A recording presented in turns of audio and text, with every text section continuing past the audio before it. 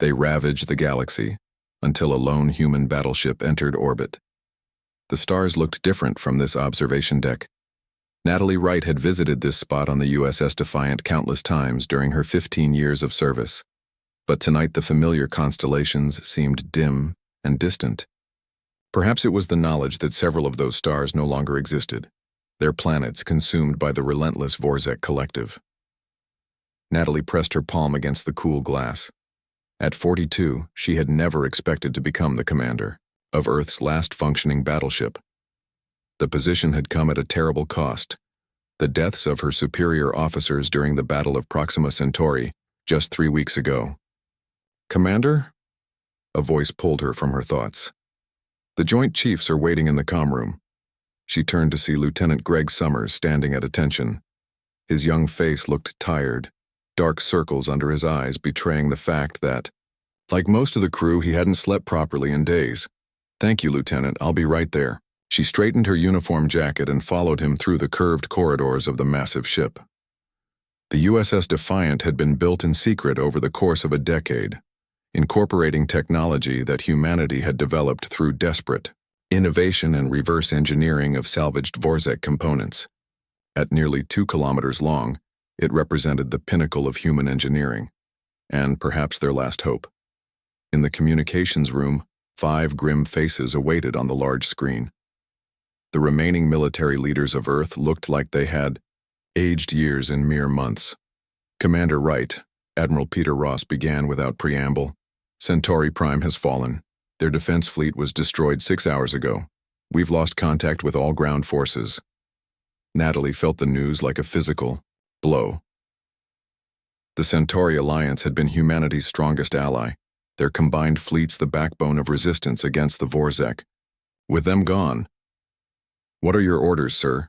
she asked, keeping her voice steady. Admiral Ross exchanged looks with the others before continuing. "The Security Council has voted. We're initiating the Omega Protocol. All remaining ships are to fall back to the Sol system for a final defense of Earth. Civilian evacuations to the underground shelters on Mars and Europa will begin immediately. The Omega Protocol, their last resort." Natalie had hoped she would never hear those words. "With respect, Admiral, the Defiant is equipped with the quantum displacement drive.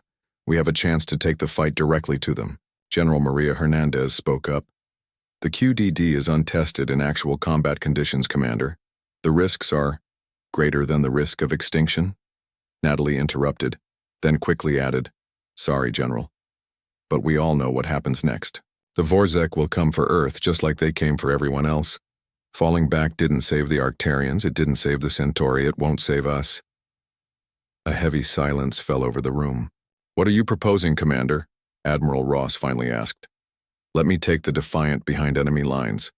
The intelligence we gathered from the captured Vorzek scout ship suggests their home system is beyond the Perseus Veil. If we can strike at their heart, maybe we can end this." "That's a suicide mission," said General Hernandez. "Maybe, but it gives Earth a chance." Natalie stood tall, her resolve hardening. "The Defiant was built for this, and so was my crew." After a long pause, Admiral Ross nodded slowly. "The Security Council will need to approve this deviation from the Omega Protocol. But I'll support your recommendation, Commander. In the meantime, prepare your ship." "Yes, sir." As the transmission ended, Natalie turned to find Dr. Frank Collins standing in the doorway. The civilian scientist looked as if he'd been there for some time. "So we're doing this," he said. It wasn't a question. Dr. Collins was the primary architect of the quantum displacement drive, a brilliant physicist who had dedicated his life to developing a propulsion system that could bend space-time in ways previously thought impossible. His disheveled appearance and perpetually nervous demeanor belied one of the sharpest minds on the planet. "We are," Natalie confirmed. "Is the drive ready?" The scientist adjusted his glasses, a habit when he was uncomfortable. "Theoretically, yes, but Commander, we've only run simulations. The actual mechanics of a full-scale jump are—" "Will it work, Frank?" she asked simply. He hesitated. "I believe so. Yes." "Then that's good enough for me." She activated her comm. "All senior officers to the bridge. Lieutenant Summers, inform the crew. We ship out in 6 hours. The next few hours passed in a blur of activity. The Defiant had been on standby alert, so the ship was already at nearly full combat readiness. But a mission of this magnitude required special preparations. In engineering, Chief Engineer Olivia Martinez supervised the final calibrations of the QDD. Her team worked tirelessly, making adjustments and running diagnostics on the experimental technology that would carry them farther than any human had ever traveled. The power requirements are enormous, Olivia explained to Natalie during her inspection. Each jump will drain our reserves by almost 40%. We'll need time to recharge between jumps. How many can we make safely? 5, maybe 6 if we push it, but I wouldn't recommend more than 4. Natalie nodded. That should be enough to reach the Perseus Veil and return, if they returned at all. In the medical bay, Dr. Samantha Ellis prepared for casualties. The simulations suggest quantum sickness might affect up to 20% of the crew, she informed Natalie. Symptoms include disorientation, nausea, and in severe cases, hallucinations. Can it be treated? I've developed a compound that should help, but without actual cases to study, it's still experimental. This whole mission was experimental, Natalie thought, but didn't say. On the bridge, Navigation Officer Alan Powell worked with Tactical to plot their course through uncharted space. Based on the captured Vorzek data, their home system should be just beyond the Perseus Veil, he said, pointing to a spot on the star chart that had previously been marked as empty space. That's nearly 8,000 light-years, Lieutenant Summers noted. Even with the QDD, that's further than anyone has ever gone. First time for everything, Natalie replied. As the preparations continued, communications specialist Paul Rodriguez approached her privately. Commander, I've intercepted something you need to hear. He played a decoded Vorzek transmission. The translation was rough, but the message was clear. The Vorzek were organizing for a final assault on Earth. They were calling it the Purge. How soon? Natalie asked, her voice tight. Based on their projected movements, 3 weeks? Maybe less. 3 weeks. Just enough time for the Defiant to reach the Vorzek homeworld if everything went perfectly. The timing couldn't be coincidental. They know we have the QDD technology, she realized. They're accelerating their timetable to stop us from using it. As the departure time approached, Natalie addressed the crew of 320 men and women through the ship-wide communication system. These were the best Earth had to offer. Brilliant minds and brave hearts who had volunteered for a mission from which they might never return. Today we leave behind everything we've ever known, she told them. Our mission is simple but vital, to strike at the heart of the enemy that has ravaged our galaxy for too long. The people we leave behind are counting on us. Not just humans, but every surviving member of every race that has suffered under the Vorzek Collective. She paused, looking around the bridge at the determined faces of her senior officers. The odds are against us, but in all of history, the greatest victories came when brave people stood up against impossible odds. That is who we are today. That is the legacy we will leave. Whatever comes next. As the Defiant broke orbit, a small fleet of Earth's remaining ships created a diversion on the outer edges of the system. Under this cover, humanity's last battleship activated its experimental drive and vanished into the quantum fold, leaving behind a faint blue afterglow that quickly faded among the stars. The journey had begun. They ravaged the galaxy until a lone human battleship entered orbit. Part 2, the first jump through quantum space, left half the crew sick and disoriented. Dr. Samantha Ellis moved through the corridors of the USS Defiant, administering medication to those worst affected. The ship's artificial gravity had fluctuated during the jump, causing additional injuries from falls and collisions with equipment. How many? Commander Natalie Wright asked when Ellis reported to the bridge. 73 crew members with quantum sickness. Mostly mild cases, but 15 severe. I've got them sedated in medical. Natalie nodded, hiding her concern. Almost a quarter of the crew affected after just one jump. Will they recover in time for the next jump? Most should. The severe cases, I'm not sure.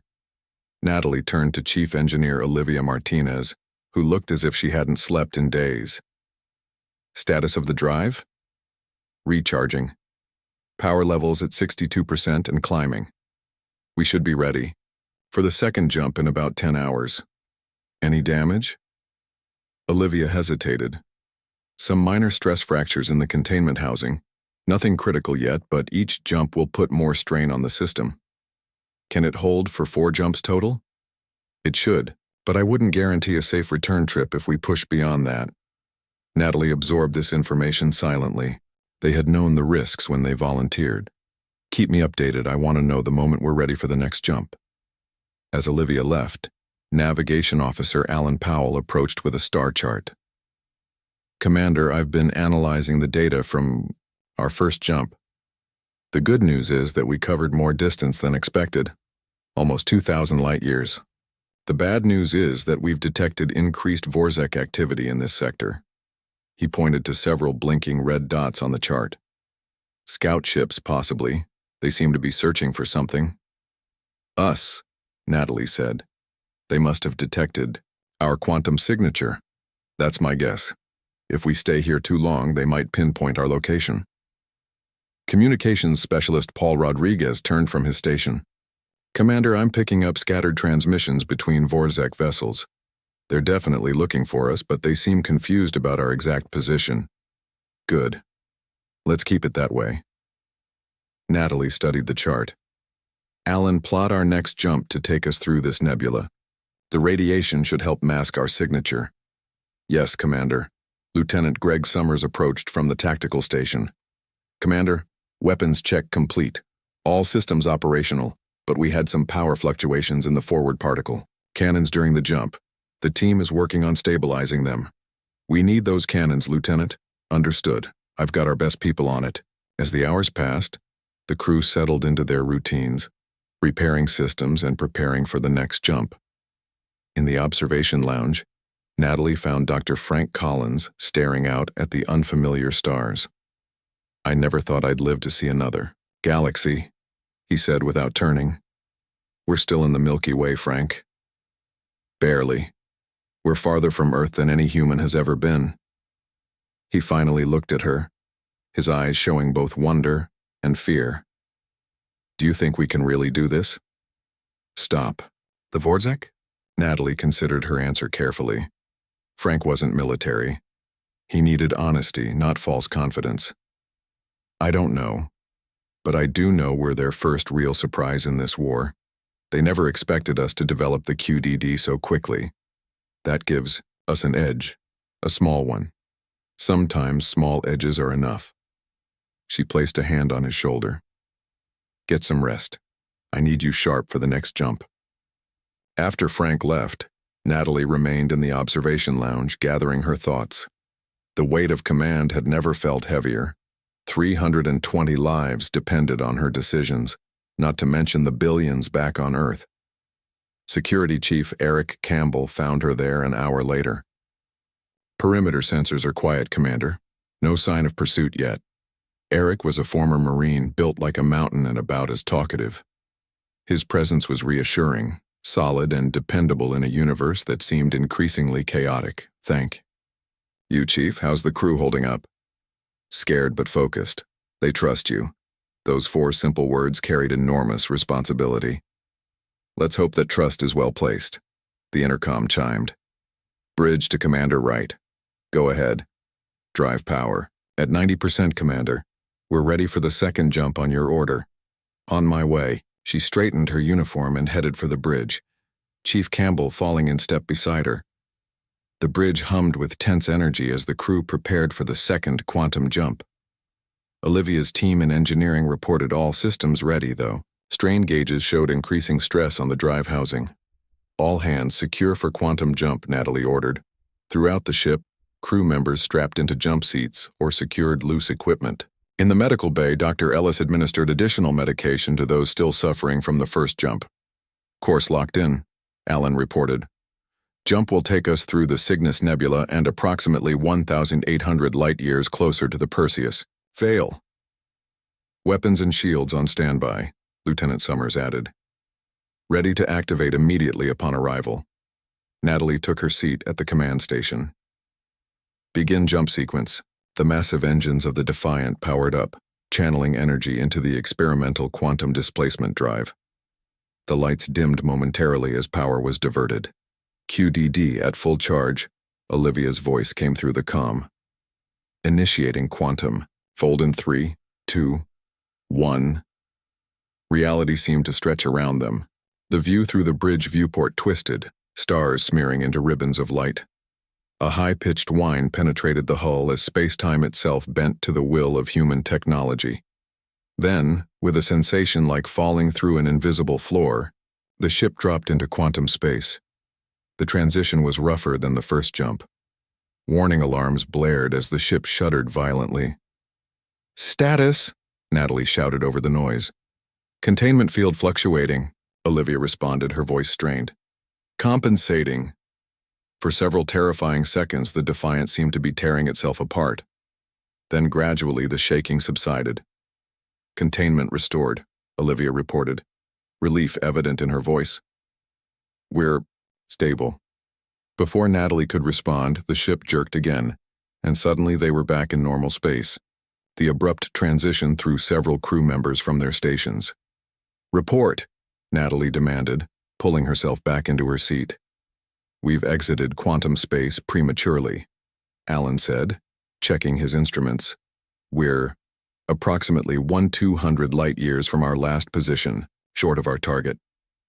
"Why did we drop out?" Olivia's voice came through, sounding worried. "The drive overheated. Automatic safeties kicked in to prevent a catastrophic failure. Commander, we have a problem." 30 minutes later, Natalie stood in the engineering section, staring at the damaged quantum displacement drive. A hairline fracture ran across the main containment housing, barely visible but potentially devastating. "Can it be repaired?" she asked. Olivia wiped grease from her hands. "Yes, but it will take time, and materials we don't have much of." "How long?" 48 hours minimum, and even then I can't guarantee the repair will hold for 2 more jumps.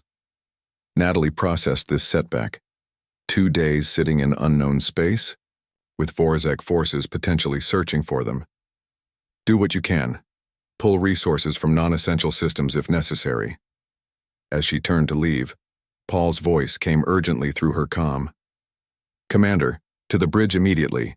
We've got company." Natalie broke into a run, crew members flattening themselves against walls to let her pass. When she reached the bridge, the tactical display told the story. 3 Vorzek scout ships had just entered the system. "Have they spotted us?" she asked. Lieutenant Summers shook his head. "Not yet. We're running silent, and the nebula is masking our heat signature. But they're conducting a standard search pattern. It's only a matter of time." Natalie studied the display. The Defiant wasn't ready for a direct confrontation, not with the QDD damaged and part of the crew still recovering. "Options?" she asked. "We could try to slip away using conventional engines," Alan suggested. "But we'd have to move very slowly, to avoid detection." "Or we fight," said Lieutenant Summers. "Take them out before they can report our position." Both options carried enormous risks. Natalie made her decision. "Lieutenant, prepare for a stealth approach to the largest moon in this system. We'll use it for cover while repairs continue." She turned to communications. "Paul maintained passive monitoring of their transmissions. I want to know the moment they change course or behavior." As the crew moved to execute her orders, Natalie studied the alien vessels on the screen. For the first time, they were in the hunter's territory, surrounded and vulnerable. The journey had just become much more dangerous. They ravaged the galaxy until a lone human battleship entered orbit. Part 3. The large moon provided good cover for the Defiant. Its cratered surface was rich in metals that helped mask the ship's signature from Vorzek scanners. For 36 hours, they remained hidden in a deep crater near the dark side, running on minimal power while Chief Engineer Olivia Martinez and her team worked tirelessly to repair the damaged drive. Commander Natalie Wright stood in engineering, watching, as Olivia carefully sealed the last section of the containment housing. Sweat beaded on the engineer's forehead as she manipulated the delicate tools. Around them, other engineers monitored readings and made small adjustments to power flows. "Will it hold?" Natalie asked when Olivia finally stepped back. "I think so. We reinforced the housing with materials from the secondary shield generators. Not ideal, but it should get us through the next jump." She wiped her face with a sleeve. "Fair warning, though. Our shields will be at about 70% capacity until we can rebuild those components. Weaker shields are better than being stranded here." Natalie tapped her communicator. "Bridge, what's the status of our visitors?" Lieutenant Greg Summers responded. "Two of the scout ships left the system about an hour ago. One remains, continuing the search pattern on the far side of the planet. They haven't come near our position yet." "Good. Prepare for departure as soon as engineering gives the all clear." While the crew prepared for the next jump, Dr. Frank Collins studied the data they had collected about the Vorzek. In a small lab converted from a storage room, he had been analyzing the transmissions that communications specialist Paul Rodriguez had intercepted. "There's something strange about these messages," he told Natalie when she stopped by. "They're not just military communications, there's something else. Almost like religious broadcasts mixed in." "Religious? The Vorzek?" Natalie found this hard to believe. Everything they knew about the collective suggested they were coldly logical, machines merged with organic beings to create something ruthlessly efficient. "Listen to this." Frank played a segment of translated audio. The harsh, clicking language of the Vorzek had been processed through their translation software. "The Great Awakening approaches. The hunger will be satisfied. Prepare the offerings." "What does it mean?" Natalie asked. Frank shook his head. "I'm not sure, but many of their communications reference this awakening and something they call the hunger. It seems central to their motivation. Keep working on it. Anything that helps us understand them could be useful." In the medical bay, Dr. Samantha Ellis had better news. Most of the crew affected by quantum sickness had recovered. Only 8 remained under observation, and even they were showing improvement. "They should be fit for duty by the time we're ready for the next jump," she reported. "I've adjusted the medication dosages based on what we've learned. The side effects should be less severe next time." "Good work," Natalie said. "We need everyone at their best." Security Chief Eric Campbell had used the delay to prepare his team for possible combat. In one of the cargo bays, he had set up a makeshift firing range where security personnel practiced with weapons modified to be effective against Vorzek bioarmor. "The standard-issue pulse rifles barely scratch their outer shell," he explained as he demonstrated a modified weapon. "But we've reconfigured these to emit an electromagnetic pulse on impact. It disrupts their internal systems long enough for a second. Killing shot." "You think we'll need ground combat capabilities?" Natalie asked. "Hope for the best, prepare for the worst," Campbell replied simply. "If we reach their homeworld, we might need to get boots on the ground." Natalie hoped it wouldn't come to that. The reports from planets where humans had engaged in direct combat with the Vorzek were grim. Their biomechanical bodies were nearly impervious to conventional weapons, and they fought with a single-minded determination that made them fearsome opponents. 48 hours after the emergency landing, the Defiant was ready to continue its journey. The crew returned to their stations better prepared now for what lay ahead. "All systems show ready," Olivia reported from engineering. "The drive containment is holding steady." "The last Vorzek scout ship has moved to the far side of the system," Lieutenant Summers added. "We have a clear window for departure." "All crew secure for quantum jump," Natalie ordered. "Navigation, set course for the next waypoint," Alan Powell confirmed. "Course set for the Edge Nebula. This jump should bring us within range of the Perseus Veil. Initiate jump sequence." The ship hummed as power flowed to the repaired drive. This time, the transition was smoother. The stars stretched, reality blurred, and the Defiant slipped into quantum space. Natalie counted the seconds, half expecting another failure, but the ship remained stable. "All systems nominal," Olivia reported, the relief evident in her voice. "Containment holding." For 6 hours, they traveled through the strange reality of quantum space. The crew had become more accustomed to the unsettling sensations, and Dr. Ellis's adjusted medications proved effective. When they finally emerged back into normal space, only a handful of crew members showed symptoms of quantum sickness. Position confirmed, Alan announced. We've arrived at the Edge Nebula approximately 3,600 light-years from our previous location. The view from the bridge was spectacular. The nebula spread across space like a colorful cloud, gases illuminated by the light of newly forming stars. But Natalie had little time to appreciate the view. Scanning for Vorzak activity, Lieutenant Summers said, his eyes fixed on his console. No immediate signs of... Wait. He frowned. I'm detecting multiple large objects on the far side of the nebula. Vorzak ships? Unclear. The nebula is interfering with our scans, but they're big, much larger than the scout ships we encountered earlier. Paul turned from his station. Commander, I'm picking up a massive amount of communication traffic. It's definitely Vorzak, but there's so much of it. Natalie made a quick decision. Take us in closer, but keep us within the nebula for cover. We need better scans of those objects. As the Defiant moved cautiously through the colorful gases of the nebula, the objects on their sensors became clearer. Lieutenant Summers's face paled as the data came in.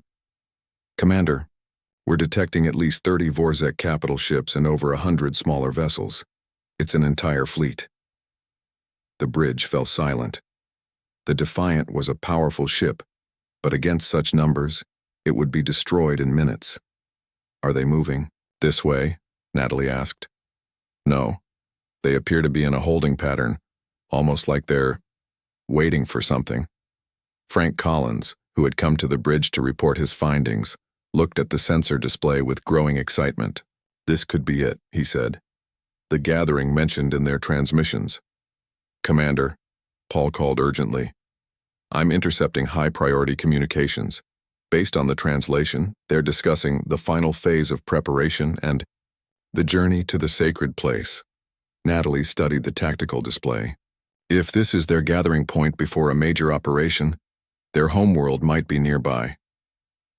The Perseus Veil is just beyond this nebula, Alan confirmed. A plan began to form in Natalie's mind. If they're gathered here, their home system might have reduced defenses. We can use the nebula to mask our approach, then make our final jump from here. Or we could gather intelligence on this fleet, suggested Lieutenant Summers. Find out what they're planning. We'll do both, Natalie decided. Paul, continue monitoring their communications. Frank, work with him to decipher anything about this awakening they keep mentioning. Alan, find us a safe position within the nebula where we can observe without being detected. She turned to Security Chief Campbell. Chief, I want your team ready. We might need to board one of those smaller ships for intelligence. Campbell nodded. We'll be ready. As the Defiant moved deeper into the swirling colors of the nebula, Natalie felt they were getting closer to answers. Why had the Vorzak been systematically destroying worlds across the galaxy? What was this awakening they prepared for? And most importantly, how could one human ship stop them? The next 24 hours would be critical. One mistake, one sensor sweep that penetrated the nebula's interference, and they would face the full might of the Vorzak fleet. But if they succeeded, they might finally understand what drove the enemy that had ravaged the galaxy. They ravaged the galaxy, until a lone human battleship entered orbit. Part 4, the Edge Nebula, provided excellent cover for the Defiant. The colorful gases and radiation scattered sensor readings, making the human ship nearly invisible as it moved closer to the gathered Vorzak fleet. Commander Natalie Wright watched from the bridge as Lieutenant Greg Summers carefully adjusted their position to keep a particularly dense cloud between them and the enemy vessels. Any change in their status? She asked. None, Commander. Summers replied. They're maintaining their holding pattern. No signs they've detected us. For 12 hours they had observed the fleet, gathering data and intercepting communications. Dr. Frank Collins and communications specialist Paul Rodriguez worked non-stop to decipher the Vorzak transmissions, slowly piecing together information about their purpose. Commander, you need to see this, Frank called over the comm system. His voice contained an urgency Natalie hadn't heard before.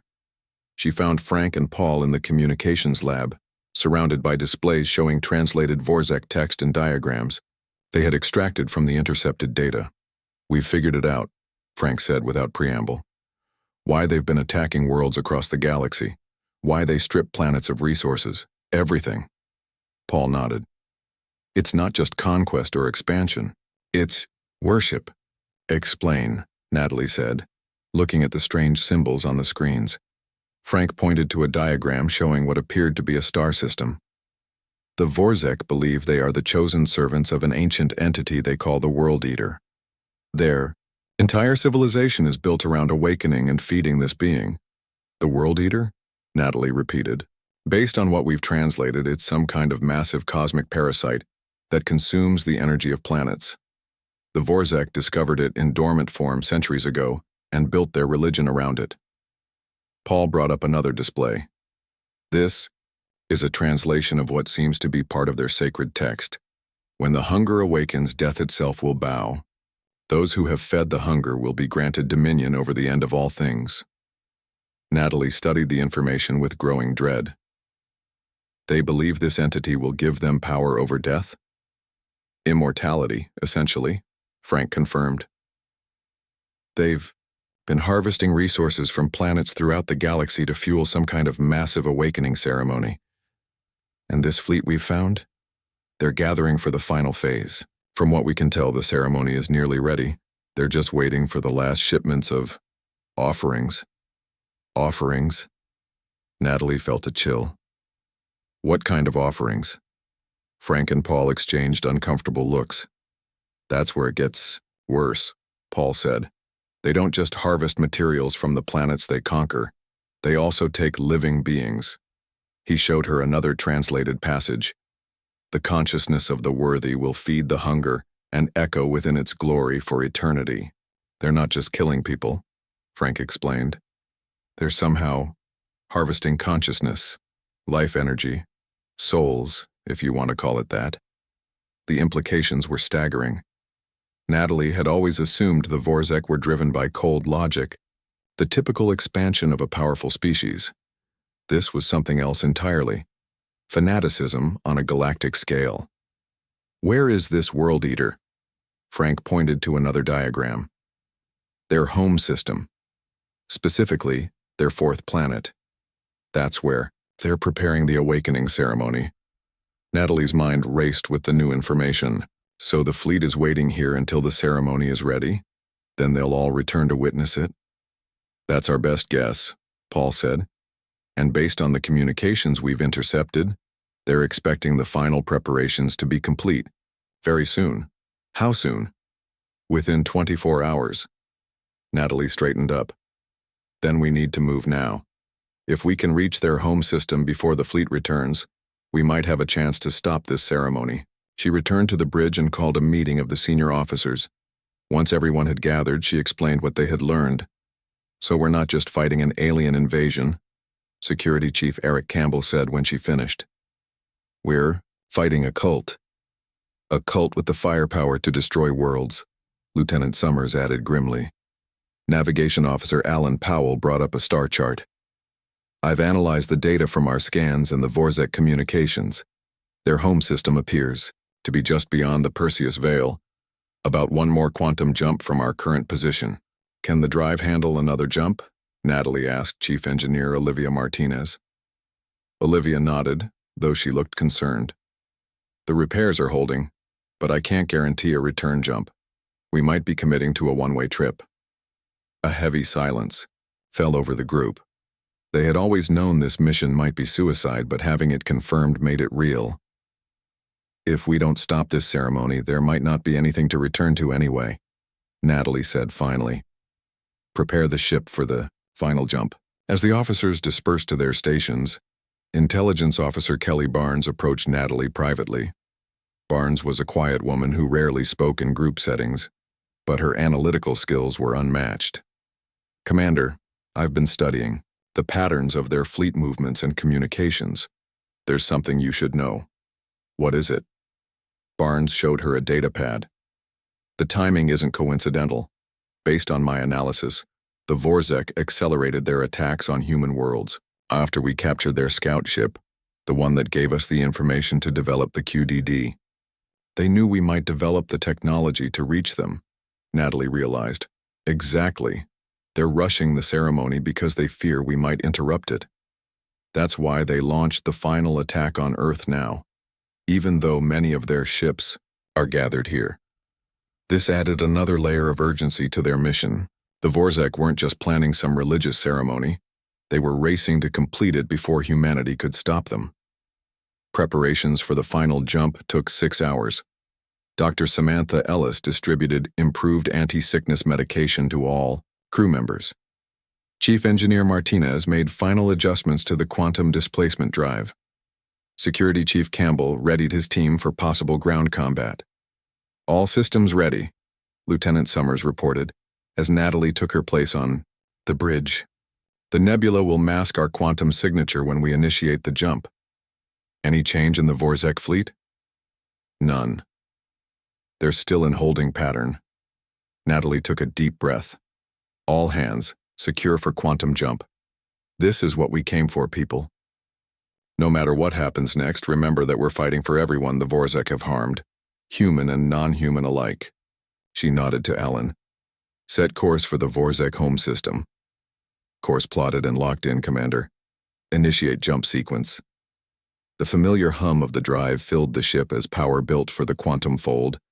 The view from the bridge showed the colorful nebula stretching and distorting as space-time bent around them. Drive at full power, Olivia reported from engineering. Containment stable. Initiating quantum fold in 3, 2, 1. The ship shuddered as reality shifted. The nebula disappeared, replaced by the strange non-space of quantum travel. This time the transition was almost routine, the crew having adjusted to the disorienting effects. After what seemed like hours but was in fact only minutes, Alan's voice broke the silence. Approaching exit coordinates, prepare for return to normal space. The ship shuddered again as they emerged from the quantum fold. The viewport filled with the light of an unfamiliar red star. Around it orbited 7 planets, each covered with sprawling structures that could be seen even from a distance. Position confirmed, Alan said, his voice hushed with awe. We've arrived at the Vorzek home system. Scanning, Lieutenant Summers reported, detecting massive energy readings from the 4th planet. And, Commander, I'm detecting thousands of ships in orbit around the inner planets. Have they spotted us yet? I don't think so. We emerged on the far side of the system. The star is masking our heat signature for now. Natalie studied the tactical display. Take us in closer to the 4th planet, but keep us behind the 3rd planet for cover. We need to see what we're dealing with. As the Defiant moved cautiously into the system, the crew fell silent. After all their struggles, they had finally reached the heart of the enemy that had ravaged the galaxy. Now they just had to figure out how to stop them. They ravaged the galaxy until a lone human battleship entered orbit. Part 5. The Defiant moved silently through the Vorzek home system, using the 3rd planet for cover as they approached their target. Through the viewports, the crew could see that every planet in the system was covered with sprawling Vorzek structures, a civilization that had existed for far longer than humanity had been in space. Detailed scans of the 4th planet, Commander Natalie Wright ordered. Lieutenant Greg Summers worked his console. Surface is almost entirely covered with structures. Massive energy readings from the northern hemisphere, centered on what appears to be a temple or ceremonial structure. It's enormous, Commander. At least 50 kilometers across. Life signs? Billions of Vorzek. And...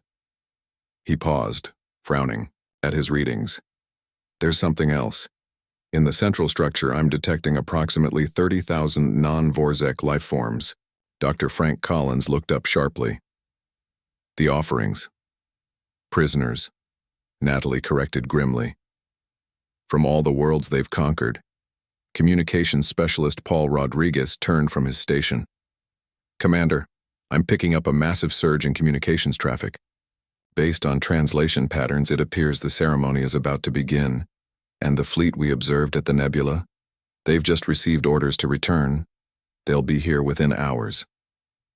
Natalie knew they were out of time. The Defiant was powerful, but it couldn't fight an entire civilization. Whatever they were going to do, it had to happen now. Options? She asked her senior officers. We could try a direct attack on the central temple, Lieutenant Summers suggested. Our particle cannons might be able to disrupt the ceremony. That would alert their defense systems immediately, Security Chief Eric Campbell pointed out. We'd be destroyed before we could cause significant damage. Intelligence Officer Kelly Barnes had been studying the scans. What about the prisoners? If they're part of the ceremony, rescuing them might disrupt whatever the Vorzek are planning. Doctor? Collins nodded enthusiastically. The translations mention vessels of consciousness being necessary for the awakening. If these prisoners are those vessels... A rescue mission, Natalie said thoughtfully. But how do we get to them through all those defenses? Chief Engineer. Olivia Martinez, who had been quietly listening, spoke up. The quantum displacement drive. We could modify it to create a targeted displacement field.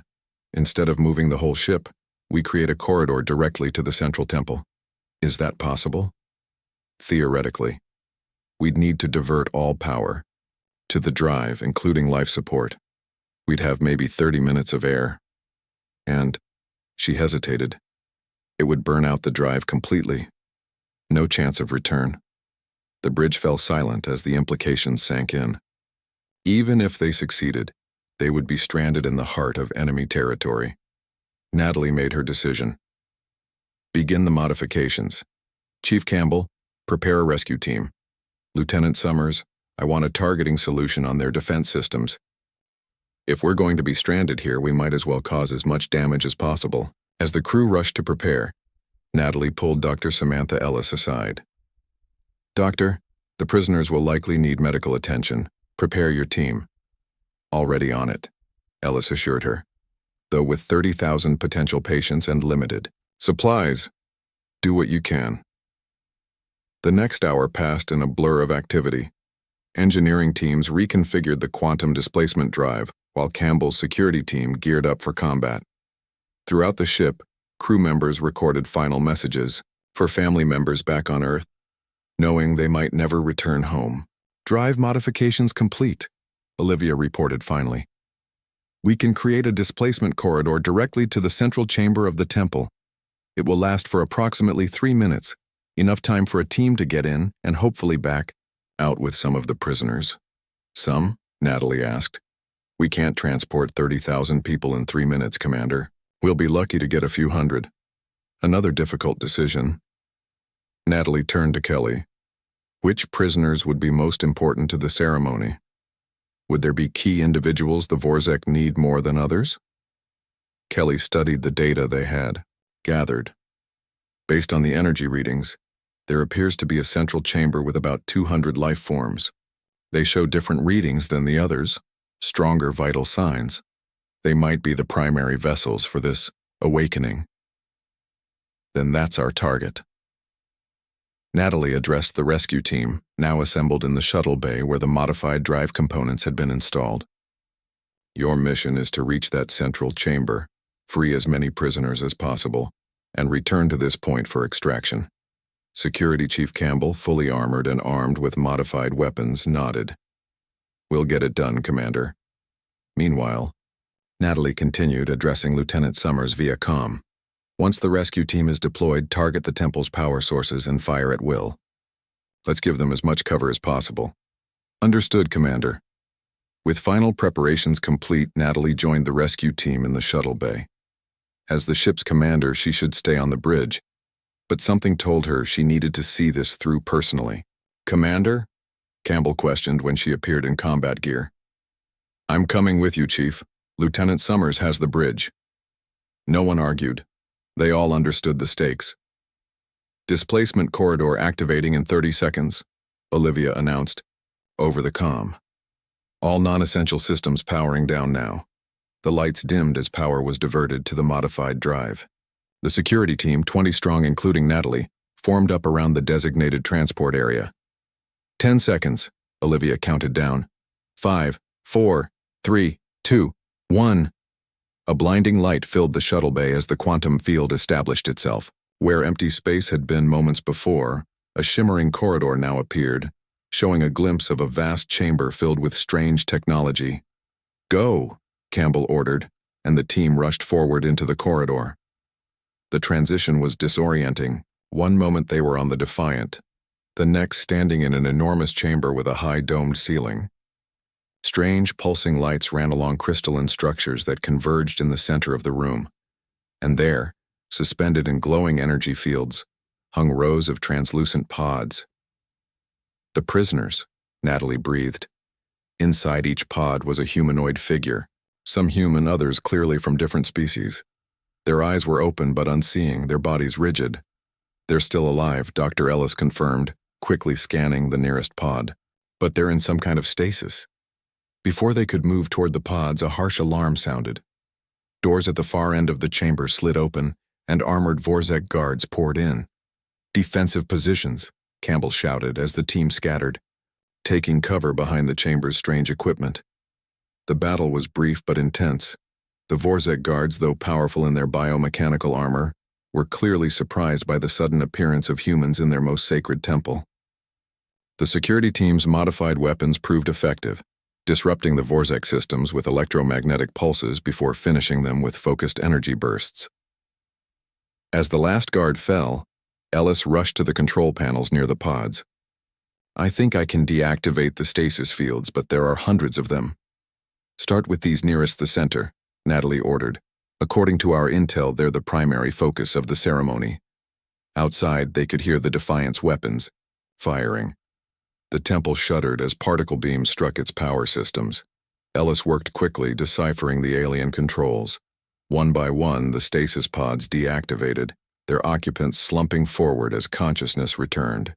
"We've got 2 minutes until the corridor closes," Natalie reminded them as they helped disoriented prisoners toward the shimmering quantum pathway.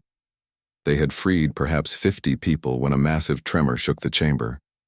The crystalline structures in the center began to pulse more rapidly, their light changing from blue to an angry red. "What's happening?" Campbell demanded. Dr. Collins, who had insisted on joining the mission despite the danger, studied the equipment with growing horror. "They've initiated an emergency sequence. They're accelerating the ceremony. Can we stop it?" Collins rushed to a central control panel. "Maybe, if I can overload their containment systems." Another group of Vorzek burst into the chamber, these wearing more ornate armor than the guards. Their weapons were different too, not designed to kill but to capture. "Priests," Collins guessed as Campbell's team engaged them.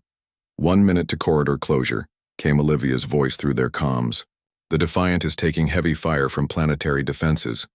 Natalie made her final choice. "Get the freed prisoners through the corridor," she ordered Campbell. "I'll help Collins overload the system." "Commander." "That's an order, Chief." As I gain. The security team hurried the dazed prisoners toward the quantum corridor. Natalie joined Collins at the central controls. The scientist was working frantically, his fingers dancing across alien symbols.